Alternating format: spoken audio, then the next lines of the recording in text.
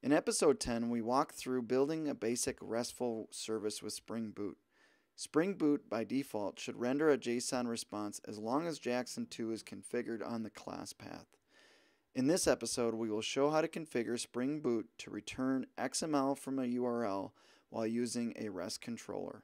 We cloned our repro in episode 10, so let's take a quick minute to review what we set up. We set up this project using a Spring Starter and created an agency controller that returned an agency resource object.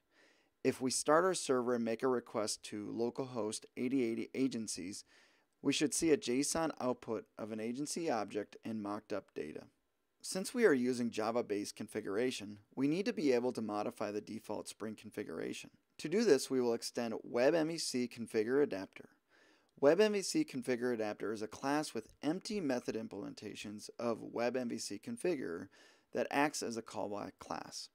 When Spring fires up, it looks for any classes of this type and calls the implementation methods, which allow us to modify the configuration. The method that we will want to override is configure message converters, which allow us to configure an HTTP message converter to support rendering XML. There are various libraries for handling marshalling and unmarshalling of XML to and from JSON, such as Castor, Xstream, and Jackson. For this demonstration, let's use Xstream, so we will need to add it to our class path. Xstream is touted as a simple and easy to use library to serialize objects to XML and back again. If you recall, a REST controller is a special annotation that wraps controller and a response body. A response body tells Spring MVC that it does not need to look for a view and it should be returned directly to the response.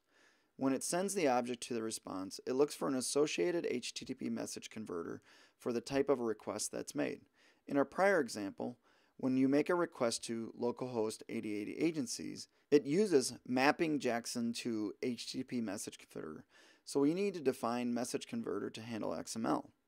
We will override configure message converters method and supply a marshalling HTTP message converter setting the media type or MIME type of XML and supplying the Xstream marshaller from the Xstream library as a marshaller and an unmarshaller. Using a Chrome plugin called Advanced REST Client, we will make a request to localhost 8080 agencies while specifying the accept header to be text/XML. As you can see, we need to specify the accept header. This approach is less than common, and if you are developing an API, a more convenient way for developers and programmers is to specify the path extension. So in our case, XML or JSON at the end of your request.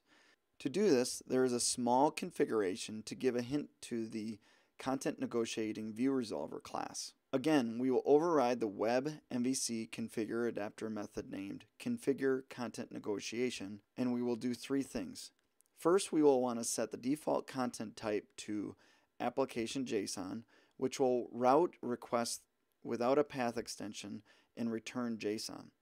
Second, we will tell the content negotiating configure to favor path extensions over parameter or accept headers.